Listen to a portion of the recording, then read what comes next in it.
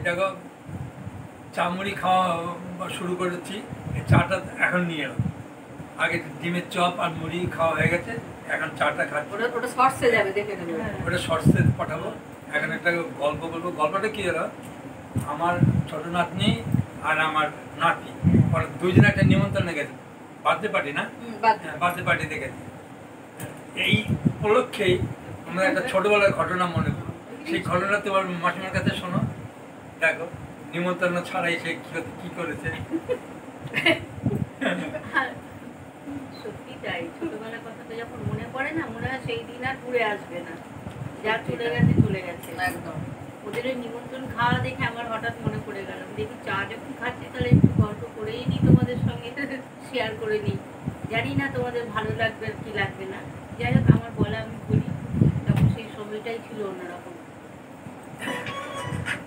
তখন আমাদের কত বয়স, সেই 8-9 বছর বয়স। দৌড়ে দৌড়ে আজকাল কোথাও কোনো নিমন্ত্রণ এলেই না ছুটে যেতাম। দেখো আমাদেরকে বলেছে, চেনা নেই জানা নেই, গিয়ে জিজ্ঞেস করতাম আমাদেরকে বলেছে। আর তোমাদের তো মনে আছে কিনা জানি না, আমি প্রথম দিকে বলেছিলাম যে আমার বাবা তো পুলিশের চাকরি করতেন, 5 বছর পর পর ট্রান্সফার হতে হতো। তা সেই তখন আমরা কলকাতা হাতিবাগানের বাড়িতে ছিলাম। তা আমাদের ওই যে বাড়িতে আমরা ছিলাম সেই বাড়িতে 14টা ঘর ছিল, জানো। মিডিলের রাস্তা বিরাট বড়, আর দুপাশে 7খানা, এই পাশে 7খানা। তা ওই একটা দুটো রুম নিয়ে আমরা ছিলাম আর কি। যাই হোক, তা ওইখানে আগের দিনে এমন ছিল না, মানে এত আন্তরিকতা ছিল, কারো বাড়ি কারো নিমন্ত্রণ থাকলে পরে না বাচ্চাদেরকে পর্যন্ত নিয়ে চলে যেত, চল আমরা যাব, আমাদের সঙ্গে যাবে। হ্যাঁ, এরকম ছিল। এখন তো অনেক পাল্টে গেছে, সবই হয়ে গেছে, আর কি বলবো।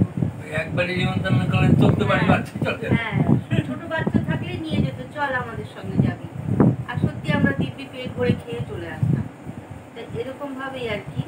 তা ওরকম আমাদের বাড়িতে মানে বাড়িয়ালি ছিল, ভালো ছিল ভদ্রলোকেরা। তা ওনারা বেলগাছিয়া, নিশ্চয়ই নাম শুনেছ, বেলগাছিয়া গোবিন্দ বাড়ি খুব বিখ্যাত একটা মন্দির। তা উনি ওইখানকার দীক্ষা নিয়েছিলেন গোবিন্দের। তা অনুষ্ঠান হলেই আমাদেরকে নিয়ে যেত, আর বেশ ভালো খাওয়াতো, 3 দিন ধরে খাওয়া দাওয়া হতো।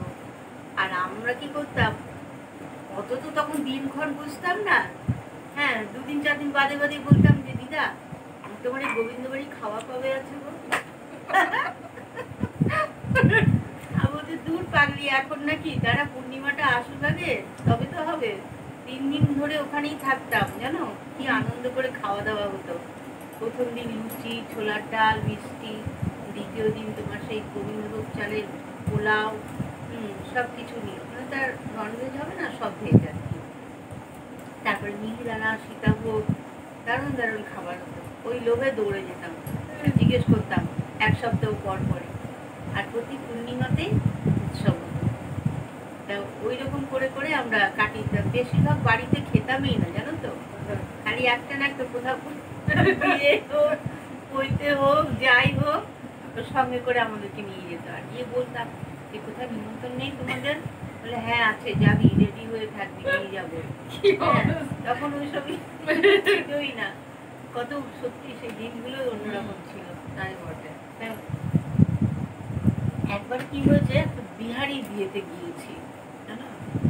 এইবার ওরা তো সব মাছ মাংস টাংস খায় না, সব নিরামিষ রান্না হয়েছে, কিন্তু সব ড্রাই খাবার দিয়ে এবার আমরা বসে আছি, এরকম তোমার কলা পাতার মধ্যে খেতে দিয়েছে, দিয়ে বসে আছি যে মাংস আসবে কি মাছ আসবে, দেখতে সব ড্রাই খাবার নিয়ে এসছে, লুচি, লাড্ডু, হ্যাঁ, মিহিদানা, এইসব দিয়ে আমি দিদাকে বলছি না এদের কি আর কিছু নেই, এটাই খেতে দেবে? বলছে হ্যাঁ রে, ওদের এটাই নিয়ম, ওদের এসব হয় না, যা দিচ্ছ চুপচাপ খেয়ে নেয়।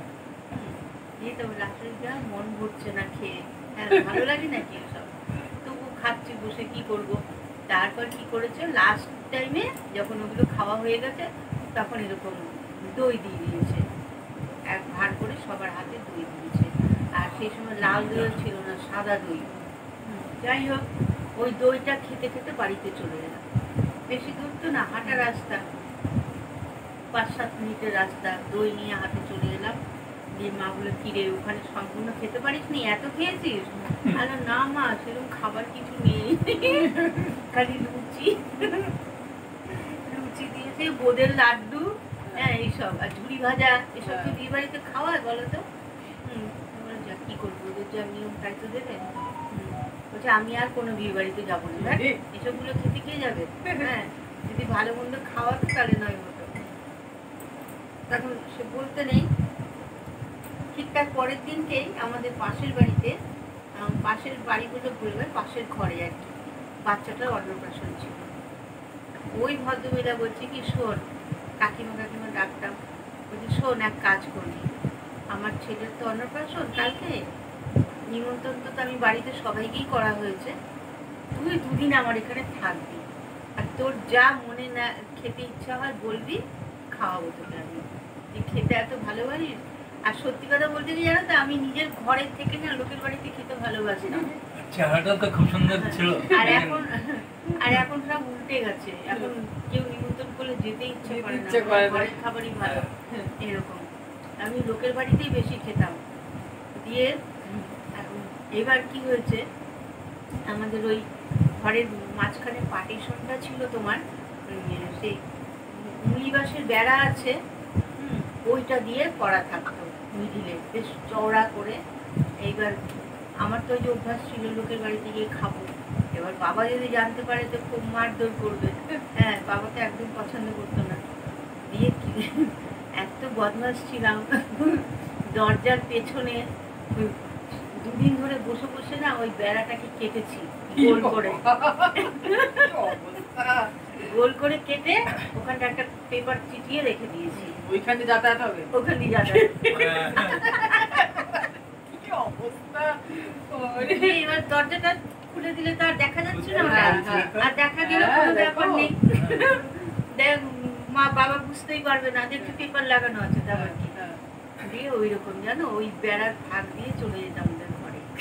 হ্যাঁ আর আমাকে শুধু আগে থেকে তখন তো এইসব ফোন টোনের ব্যাপার ছিল না, আগে থেকে বললাম হ্যাঁ চলে আসবি, হ্যাঁ আমি তোর জন্য এই রান্না করে রেখেছি, আর ছাড়ি। তখন মানুষের আন্তরিকতাও ছিল, তাই আন্তরিকতা ছিল, মানুষ খাওয়াতে খেত, খেতে ভালোবাসে তাকে খাইয়ে আনন্দ পেত, সত্যি কথা তাই, সত্যি তাই। দিয়ে মাকে বলতো মা কাকিমা না আমাকে আজকে নিমন্ত্রণ করেছে, আমি খাবো না ঘরে। মা বলে তো গুরু ঠাকুর আসুক দেখিস কেমন গোলাই দেয়। আমার বাবাকে পুরো ভয় দেখাতাম, পুলিশের রুলের লাঠি, ওটাকে প্রচন্ড ভয় করতাম, ওই একটা বাড়ি করলে দেখতে হবে না, সঙ্গে সঙ্গে এরকম ফুটে যেত যেখানে মারবে, ওই ভয়ে না আমি তো না মা বলবো না কিছু, আমাকে কাকিমা যেতে বললো তো আমি কি না করতে পারি নাকি? হ্যাঁ যাবো না, নাহলে মনে কষ্ট পাবে না। এবার একদিন ওরম বাবা এসছে বসে আছে, বাবার আবার সেদিন ডিউটি ছিল না, অফ ছিল, বাবা বেরোচ্ছে না আর আমিও যেতে পারছি জানো। তারপরে 4টের সময় একজন এসছে বাবাকে ডাকতে, হ্যাঁ এসে বলছে দাদা চলুন আজকে একটু ভালো খেলা হবে, বাবার তো ক্লাসের নেশা ছিল আর কি। বাবা সে ক্লাবে চলে গেছে 4টের সময়, হ্যাঁ গিয়ে আর আমি কি করেছি, যেই বাবা বেরিয়েছে আমিও ওই দরজার ফাঁকা দিয়ে চলে গিয়েছি ওদের ঘরে। হ্যাঁ ঘরে চলে গিয়েছি আর মাকে বলছি মা দরজাটা বন্ধ করবে না, খুলেই রাখো পাল্লাটা, হ্যাঁ নাহলে বাবা বুঝতে পেরে যাবে। দিয়ে আর আসেনি, ওদের ঘরে গিয়ে বসাচ্ছি, রাতে খাবো তারপর ঘরে ঢুকবো। দিয়ে ভদ্রমেলা বলছে তোর জন্য আমি দুপুরবেলা খাইনি, এলি না কেন দুপুরবেলা? আমি কি করে আসবো, বাবা ঘরে ছিল যে আসতে পারিনি। বলছে কেন তোর সিংহ দরজা দিয়ে আসতে পারিনি? ওরে সিংহ দরজা বলেছিল, আমি না পারিনি, বাবা তো ঘরেই ছিল। হ্যাঁ বাবা বুঝতে পারলে মারবে, ওই জন্য আমি আসিনি। তুমি আর কাজ করো, আমাকে দুপুরের খাবারটা রাতের খাবারটা এখনই দিয়ে দাও, খেয়ে নেবো। তাহলে এক কাজ কর, তোকে রাতে ঘরে যেতে হবে না, আমি বলে দিচ্ছি গিয়ে, আমিকে বলে দিচ্ছি যে আমার ঘরেই থাকবে আজকে, আমরা একটু সারা রাত আজকে একটু খেলবো, ওইভাবেই হবে। দিয়ে ঠিক আছে যদি তুমি বলতে পারো বলে আসো গিয়ে। দিয়ে তারপরে সেদিন রাতে আসতে দেয়নি, পাশাপাশি ঘর, কোনো ব্যাপারই না। দিয়ে রাতে ছিলাম ওখানে, বেশ মজা করে খাওয়া হলো, তারপরে লুডো খেলা হলো, গল্প অনেক সব নানা রকম গল্প করে, ওনারও একটা মেয়ে ছিল, হ্যাঁ যার জন্য খুব বেশ ভালো মেলামেশাও করতো সবার সঙ্গে। যাই হোক রাতটা কাটলাম। দিয়ে বাবা বলতো কালকে আবার কার বাড়ি নিমন্ত্রণ আছে, কোন বাড়ি যাবি, তোর জন্য কিন্তু ঘরে রান্নাই হবে না, তুই লোকের বাড়ি খেয়ে। আর ঘরে খেতে আমার ভালো লাগে না। বলছে ও ঘরে খেতে ভালো লাগে না, থাক তাহলে। আর বাবা বলতো কালকে এটা আনবো ওটা আনবো। সে তুমি আনো গিয়ে, আমার লোকের বাড়ি খেতেই ভালো লাগে। ওই নিয়ে খুব বাবা ইয়ে করতো আর কি। তো দেখো সেই দিনগুলো ছিল একরকম, খুব মজা পেতাম জানো। আর এখন মাঝে মাঝে যখন একা থাকি, হয়তো রাতে ঘুম আসছে না, তখন সেই ছোটবেলার দিনগুলোর কথা মনে পড়ে। এখন তো কেউজনকে দেখি লোকের বাড়ি খেয়ে আর নিজের বাড়িতে কাউকে বলে না, বলবে না। হ্যাঁ বলেই না। হ্যাঁ, যে এসো 7 দিন 10 দিন ধরে বসে থাকবে আর নিজেদের বাড়িতে তখন নিজেরা তখন তুমি আর আমি। সেই আন্তরিকতাই নেই এখন। এখন দেখে হ্যাঁ, সত্যিই তাই। সেই দিনগুলোই খুব ভালো ছিল। আর যেদিন যায় সেদিন আর ঘুরে আসে না, এটাই আর কি। সেই এখন যখন যেরকম সেরকম ভাবেই চলতে হবে, আর কি করা যাবে।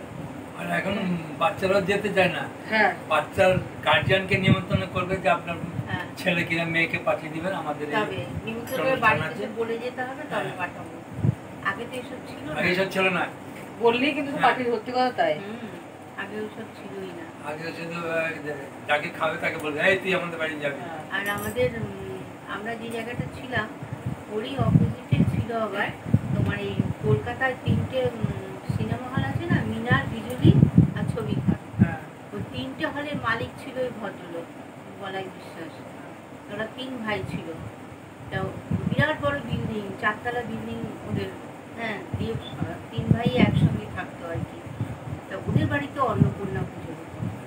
আর ওনার মানসিক ছিল, একবার খুব কঠিন অসুখ করেছিল, তখন আর কি ওনার মা মানসিক করেছিল যে আমার ছেলে যদি ফিরে আসে আমি তাহলে রক্ত দিয়ে তোমার পুজো দেবো। হ্যাঁ, আমার শরীর থেকে রক্ত দিয়ে বেল কাটা দিয়ে ফুটিয়ে বেলপাতা রক্ত নিয়ে মায়ের করে দিয়েছিল। তারপর থেকে প্রতি বছর অন্নপূর্ণা পুজো হতো। আর ওই অন্নপূর্ণা পুজোতে আমরা 4 দিন ধরে কি আনন্দ করেছি, খাওয়া দাওয়া সব কিছু। হ্যাঁ, মানে এমন লোক নেই যে আমাদের ওই পাড়াতে কেউ বাদ গেছে খাওয়া। দারুণ খাওয়া হতো, তেমনি জাঁকজমক ছিল আর কি। সিনেমা হলের মালিক টাকার তেমনি মনটাও সেরকম ছিল। সিনেমা হলগুলো চলতো, বিজলি ছবি ঘরে কারো নাম বলো মিনা? নাম করেছে। সব খাওয়াতো। দ্বিতীয় দিন সমস্ত পাড়ার যত আছে সব। হ্যাঁ, তৃতীয় দিন যত গরিব ভিখারি, মানে কেউ বাদ যেত না। বলাই বিশ্বাসের বাড়ি অন্নপূর্ণা পুজো করে একদম সব হই হই পড়ে যেত। তারপর আমরা ওই জায়গা থেকে যখন চলে এলাম, ব্যাস হয়ে গেল, সে আনন্দটুকু আমাদের চলে গেল। এইগুলোই আর কি মনে থাকবে। এটাই হঠাৎ করে ওদের নিমন্ত্রণ খেতে যাওয়া যেন মনে পড়ে গেল, তাই তোমাদের সঙ্গে একটু শেয়ার করলাম। এই আমরা শুনলাম, ভালোই লাগলো। আমরা শুনলাম, মানে তো শুনতে পেতাম না। এই তো আমার 58 বছর 56 বছর হলো বিয়ে, একদিনে তো বলেনি। সব মনে থাকে না আবার একদিনে বলেনি।